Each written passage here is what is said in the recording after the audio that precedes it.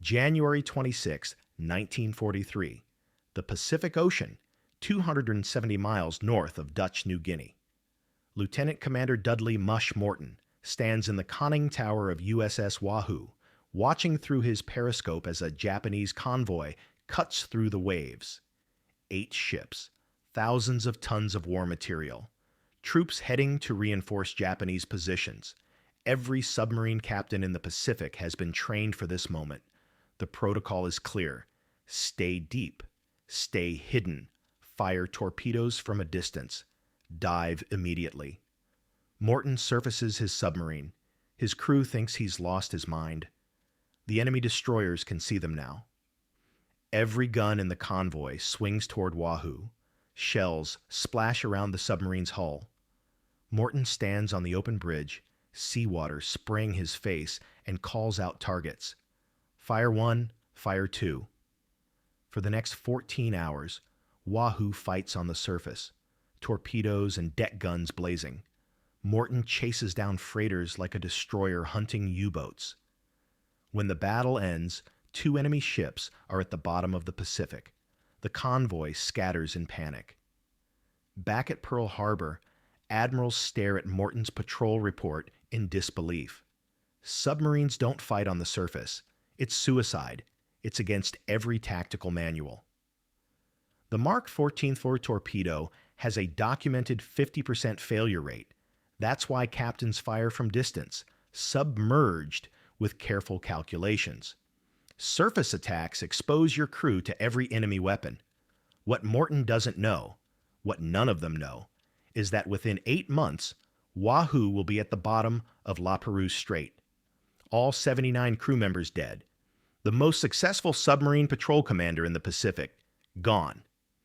But before that happens, Morton will sink 19 Japanese ships totaling 55,000 tons in just 5 patrols. He'll turn submarine warfare from a defensive game of hide-and-seek into aggressive surface warfare. He'll prove that boldness beats caution, that one man willing to break every rule can change how an entire branch of the military fights a war. And he'll do it all with credentials that should have kept him in training commands forever. No combat experience, no tactical innovations in his record, just a Kentucky-born football player with a nickname from a cartoon character who somehow saw what every submarine expert in the Navy had missed. This is the story of how Commander Mush Morton started attacking surfaced and became Japan's worst nightmare. By January 1943, the U.S. Navy submarine force is drowning in failure. The numbers are catastrophic. 22% casualties, the highest of any American service. 52 submarines will be lost before the war ends. 3,056 officers and men killed. And for what? Submarines are missing target after target. The Mark 14 torpedo, America's primary submarine weapon, fails in 50% of attacks. Torpedoes run too deep, passing harmlessly under enemy hulls. The magnetic detonators detonate prematurely or not at all. Contact detonators fail on direct hits. Submarine captains fire spread after spread at stationary targets and watch in horror as nothing happens. The Bureau of Ordnance refuses to believe the reports. When commanders complain, they're told it's user error, bad aim, poor calculations. The torpedoes are fine. It's the crews that are defective. So submarine captains adapt by not adapting. They follow doctrine more carefully. They fire from deeper depths. They take fewer risks. They creep through patrol zones submerged, terrified of detection, burning through fuel and battery power to stay hidden. The official tactical manual is explicit. Submarines are scouts and ambush predators. Avoid surface action. Conserve torpedoes. 1 shot, 1 kill, if you're lucky. If the torpedo works, if the depth setting is correct, if the magnetic detonator doesn't explode prematurely. Japan, meanwhile, is laughing. Their merchant fleet moves supplies across the Pacific with minimal losses. Convoys sail on predictable routes, lightly guarded, carrying fuel and ammunition and troops to fortify islands across the theater. American submarines are supposed to strangle Japan's supply lines. Instead, they're averaging one confirmed kill per patrol. Some boats return empty-handed after 6-week missions. Admirals at Pearl Harbor see the reports. They know the truth. The submarine force is failing, but no one knows how to fix it. You can't change tactics if your weapons don't work, and the Bureau of Ordnance won't admit the weapons don't work. Into this catastrophe arrives Lieutenant Commander Dudley Walker Morton. Born July 17, 1907, in Owensboro, Kentucky, graduated from the U.S. Naval Academy in 1930, a standout on the football field, not in the classroom, earned the nickname Mushmouth after a cartoon character. Spent 12 years rotating through surface ships and old S-class submarines. Commanded USS R5, an obsolete training submarine, 0 combat experience, 0 innovation in his file. The kind of officer who'd normally spend the war at a training command, teaching younger men how to fight. Instead, in December 1942, he's assigned to USS Wahoo as a prospective commanding officer. Submarine slang, makey learn. The idea is he'll observe a combat patrol, learn the ropes from an experienced captain, then take command of his own boat. Wahoo's first 2 patrols under Lieutenant Commander Marvin Kennedy had been disappointing. Kennedy was cautious, by the book. He'd spotted targets but held fire, worried about detection. He'd let a Japanese seaplane tender escape. He'd avoided risks, exactly what the tactical manual recommended. The crew hated it. When Morton steps aboard Wahoo on December 16, 1942, he meets Executive Officer Lieutenant Richard O'Kane, a sharp, aggressive officer frustrated by Kennedy's caution. The 2 men talk for hours.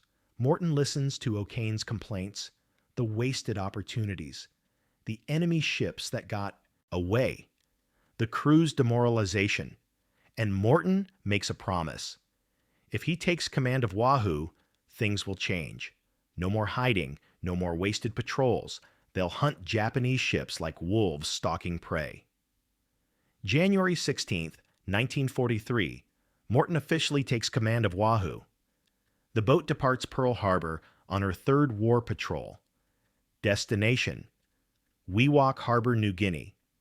Morton has a plan, and it's going to break every rule the Navy ever taught him. Dudley Mush. Morton has no business being here. He's 35 years old. He spent the 1930s on cruisers and destroyers, surface warfare, not submarines. He commanded USS R5, a training boat so old it was commissioned in 1918. He's never fired a torpedo in combat, never hunted an enemy ship, never faced depth charges. He's got a cartoon nickname and a reputation as a nice guy, the kind of officer who remembers birthdays, who plays poker with enlisted men, who lets junior officers speak their minds without pulling rank. He is not a tactical genius. He is not a natural killer. He's just a submariner who's been paying attention. Because Morton has seen something the experts missed. Something so obvious, so fundamental, it's been invisible to everyone else. Submarines are being used wrong. The entire tactical doctrine treats submarines like underwater snipers. Hide, wait, fire one perfect shot, disappear. It's patient. It's cautious. It's designed for weapons that work flawlessly and targets that don't fight back. But the Mark 14th torpedo is garbage. Everyone knows it. Commanders are firing 6, 8, 10 torpedoes per target and still missing. The one-shot, one-kill doctrine doesn't work when your shots have a 50% failure rate, and Japanese convoys aren't helpless anymore. They've got destroyer escorts, depth charges, radar. They hunt submarines aggressively. The old ambush tactics don't work when the enemy knows you're there. Morton's insight is simple. If you're going to fight anyway, fight like you mean it. Stop hiding. Stop conserving torpedoes. Stop treating the submarine like a fragile piece of glass that'll shatter if anyone sees it. Treat it like what it is, a warship with torpedoes, deck guns, speed, and a crew that wants to kill the enemy. Hunt aggressively. Attack on the surface, where you can see everything. Use the deck gun when you run out of torpedoes. Chase targets instead of waiting for perfect shots. If a destroyer charges you, don't dive and pray. Fire torpedoes down its throat and blow it out of the water. It's not complicated. It's not genius. It's just common sense applied to broken equipment and desperate circumstances. But it's also completely insane by 1943 submarine doctrine. Admirals will call it reckless. Tacticians will call it suicide. Bureau of Ordnance officials will blame Morton's crew when the plan fails. And it will fail. The Navy has entire manuals explaining why surface attacks don't work. Why submarines must stay submerged. Why cautious, patient stalking is the only viable tactic. Morton doesn't care. He's watched too many submarine captains return with nothing to show for 6-week patrols. He's heard too many stories of missed opportunities. He's seen the casualty reports. Good men dying on boats that accomplished nothing. If Wahoo's going to die, she'll die fighting. If Morton's going to lose this boat, he'll lose it taking Japanese ships to the bottom with him. And if the Admirals want to court-martial him for ignoring doctrine, they can do it after he proves them wrong. On January 24, 1943, Wahoo reaches Wewak Harbor. Morton's about to put his theory to the test. Wewak Harbor, January 24, 1943. Dawn. Morton orders Wahoo to the surface. He climbs to the bridge with Lieutenant O'Kane. Through binoculars, they can see the harbor entrance. Japanese-controlled waters, heavily patrolled. Every submarine commander in the Pacific knows these waters are suicide for surface operations. Morton doesn't submerge. "We're going in on the surface," he announces.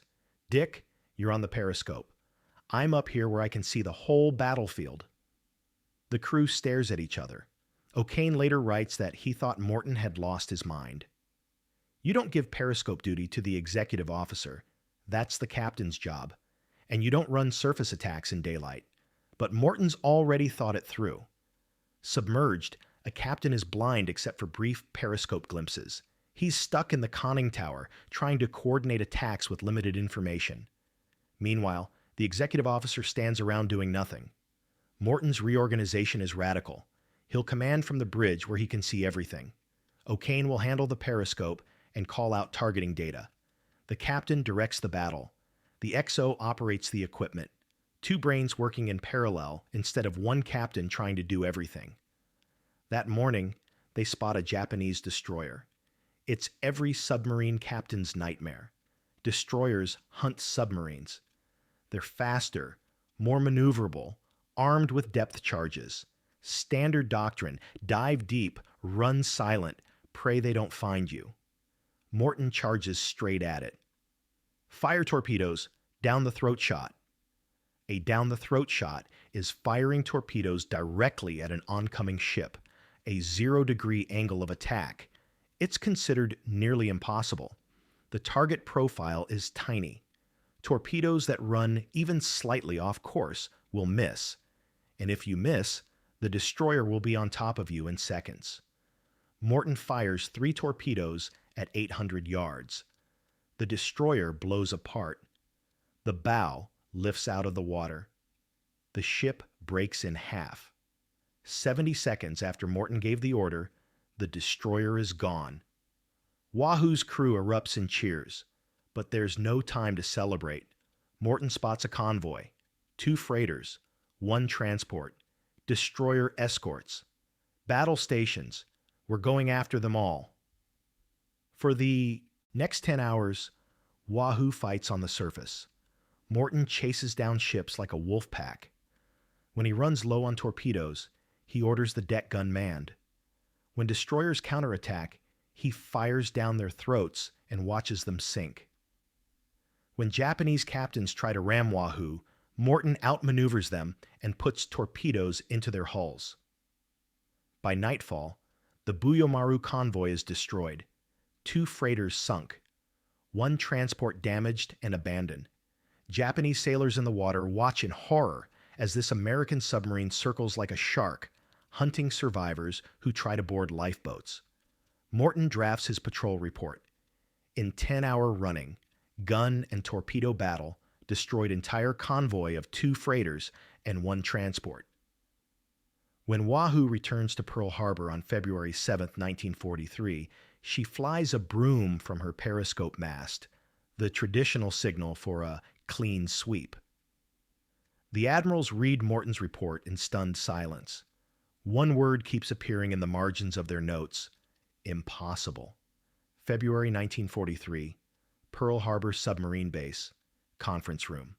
Commander Morton stands before a panel of admirals and submarine division commanders. The walls are covered with maps, patrol routes, kill reports. Morton's 3rd patrol report sits on the table. Every senior officer in the room has read it. Most don't believe it.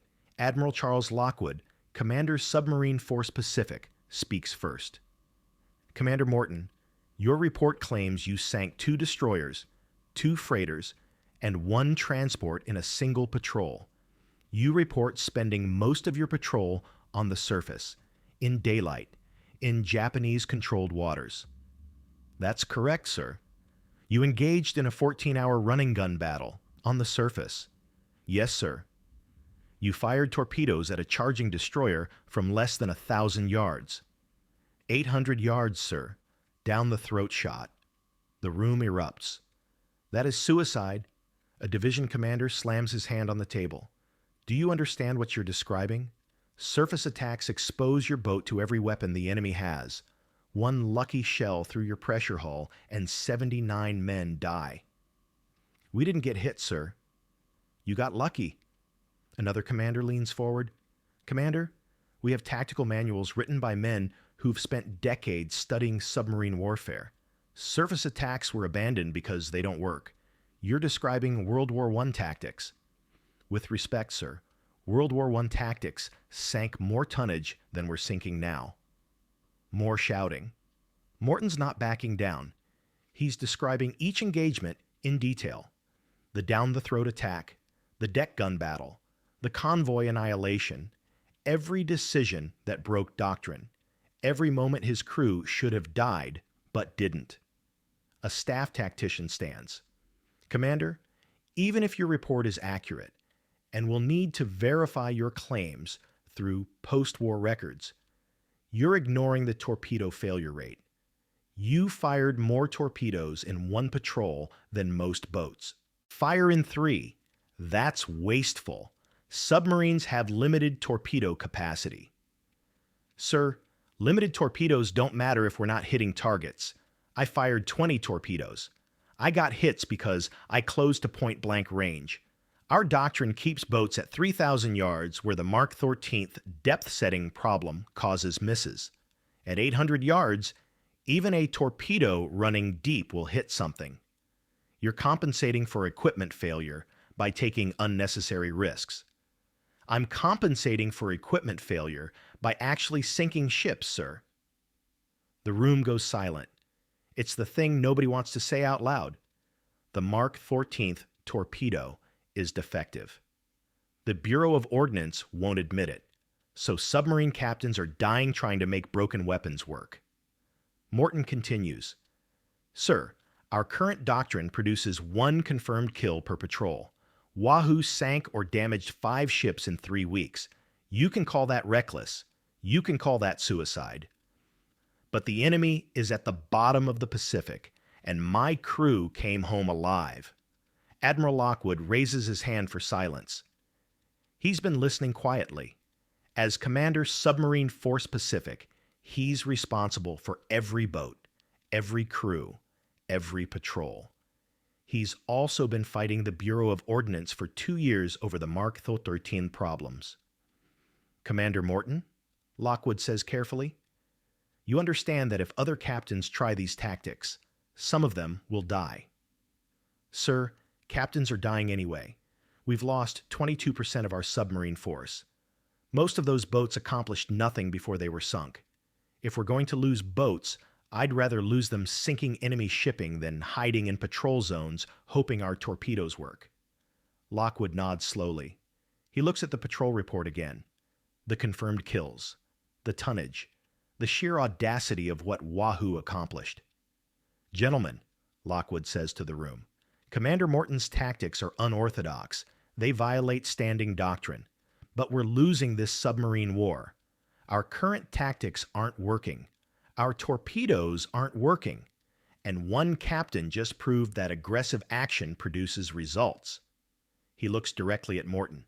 "Commander, you're going back out. Wahoo's 4th Patrol departs in 2 weeks. You'll have the same crew, same weapons, same orders. Sink enemy shipping by any means necessary." The room erupts again. But Lockwood's decided. Morton's tactics might be insane, but insanity that works beats sanity that fails. Want to see how this story ends? Hit subscribe and turn on notifications so you don't miss the conclusion of Commander Morton's war against Japan. March 1943, 4th War Patrol, the Yellow Sea. Wahoo prowls Japanese home waters. Morton's not hunting in the safe zones anymore. He wants targets where Japan feels invincible. Merchant ships that think they're protected by proximity to the homeland. March 19th, 1943. Wahoo spots a convoy. 4 freighters, 2 destroyer escorts. Morton surfaces. Immediately. Here we go again, gentlemen. Battle stations. The engagement lasts 9 hours. Morton fights the entire convoy on the surface, using speed and maneuverability to position Wahoo for perfect shots. He fires torpedoes at 3 freighters, sinks 2, damages the 3rd. When a destroyer charges, he fires down its throat, 2 torpedoes, range 600 yards. The destroyer disintegrates. By sunset, Wahoo has expended 18 torpedoes. 3 enemy ships are at the bottom of the Yellow Sea. The surviving freighter limps toward port with a gaping hole in its hull. Morton radios Pearl Harbor. Another clean sweep, returning home to reload. But he doesn't return immediately. For the next week, Wahoo stalks the Japanese coast, attacking targets of opportunity. A tanker off Korea, torpedoed and sunk. A freighter near Tsushima Strait, deck gun attack, ship set ablaze. Morton's not following any patrol plan. He's freelancing, hunting. By the time Wahoo returns to Pearl Harbor on April 4th, 1943, she's sunk 5 more confirmed ships. Total tonnage, 20,000 tons. In 2 patrols, Morton has sunk more enemy shipping than most submarine captains achieve in their entire careers. Other submarine commanders start paying attention. Morton doesn't keep secrets. Back at Pearl Harbor, he hosts informal meetings with prospective commanding officers, explains his tactics, shares lessons learned, admits mistakes. He's not building a reputation. He's not trying to be famous. He's trying to teach other captains how to win. "Stay on the surface," Morton tells a group of junior officers. "Submerged, you're blind and slow. On the surface, you're faster than most freighters. You can chase them down. You can maneuver. You can use your deck gun when you run out of torpedoes."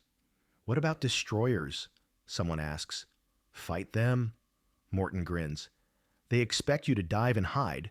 They're trained to hunt submerged targets. But a surfaced submarine can fire torpedoes straight down their throat while they're charging. You've got surprise. Use it." One captain asks the question everyone's thinking. "Commander, you've been lucky, but luck runs out. What happens when a destroyer actually hits you?" Morton's grin fades. "Then my crew dies fighting. But we'll take the destroyer with us. That's a better death than hiding at 400 feet while depth charges kill you slowly." The room falls silent. It's the truth nobody wants to acknowledge. Submarine duty is a death sentence for 22% of crews. Morton's tactics don't reduce the danger. They just make sure the danger counts for something. May 1943, 5th War Patrol, the Sea of Japan. Wahoo is one of the first American submarines to penetrate the Sea of Japan, Japan's inner lake, surrounded by home islands. Japanese merchant captains sail these waters unescorted. They don't expect American submarines. The minefields and destroyer patrols guard the straits, but inside, the Sea of Japan itself, there's minimal protection. Morton plans to change that. Between May 9 and May 21, Wahoo sinks 4 merchant ships in the Sea of Japan. Morton attacks in daylight, on the surface, at point-blank range. Japanese captains radio panicked warnings. American submarine in home waters, attacking during daytime. Fighting on the surface. Japanese naval headquarters issues emergency orders. All convoys in the Sea of Japan must have destroyer escorts. Merchant ships are warned. The enemy is no longer following submarine doctrine. They're hunting like surface raiders. A Japanese merchant captain later describes seeing Wahoo in his post-war testimony. "We thought it was one of our destroyers at first. Then we saw the American flag. The submarine fired torpedoes from less than 1,000 meters. Our ship broke in half. The submarine circled us, watching us sink, before moving to attack another ship in our convoy." The psychological impact is devastating. Japan has controlled the Sea of Japan for centuries. Now, an American submarine is sinking ships in waters that were supposed to be impregnable. Morton's not just destroying tonnage, he's destroying Japanese confidence. Wahoo returns to Pearl Harbor on May 21, 1943. Morton's total, 9 confirmed ships sunk across 3 patrols. Over 35,000 tons of enemy shipping destroyed. He's become the most successful submarine commander in the Pacific. Other captains are adopting his tactics. Aggressive surface warfare is becoming the new doctrine. Admiral Lockwood promotes Morton to full commander.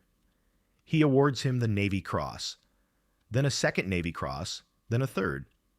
Morton's crew receives commendations. Wahoo receives a Presidential Unit citation, but Morton's not done. "One more patrol," he tells Lockwood. "Back to the Sea of Japan. Let's show them we own those waters now." Lockwood hesitates. "Commander, you've already proven your point. You could rotate to a training command. Teach other captains your methods. You've done enough." "Sir, with respect, I haven't done enough until every Japanese merchant ship is at the bottom of the Pacific." Lockwood approves the 7th Patrol. September 9, 1943. Wahoo departs Pearl Harbor. Destination, Sea of Japan. Morton's orders are simple. Sink everything that floats. For 4 weeks, Wahoo terrorizes Japanese shipping. Morton sinks 4 more confirmed ships. Japanese naval records document a series of frantic radio transmissions. American submarine attacking. Need immediate escort. Ship sinking. Enemy still hunting. October 11, 1943. Wahoo exits the Sea of Japan through La Pérouse Strait. Japanese coastal batteries spot the submarine on the surface. Aircraft scramble. Destroyer escorts converge. For 9 hours, Wahoo fights a running battle against coordinated air and surface attacks. Depth charges, bombs, shells. The submarine takes damage but keeps moving, trying to reach open water. At 13:42 hours, a Japanese bomber scores a direct hit on Wahoo's conning tower. The submarine sinks in 4 minutes. All 79 crew members are killed. If you're not subscribed yet, this is the moment. Hit that button, because what happened next changed submarine warfare forever. Post-war. Tokyo, 1945. Allied investigators interview Japanese naval officers. One destroyer commander describes hunting American submarines in 1943. After USS Wahoo's patrols, everything changed. Before Morton, we knew American submarines would hide, fire from distance, run away. After Morton, we had to assume every submarine would attack aggressively. We had to escort every convoy. We couldn't let merchant ships sail alone anymore. One boat, one captain, forced us to reorganize our entire defensive strategy. A merchant captain adds, "We were terrified of the Sea of Japan after Wahoo's patrols.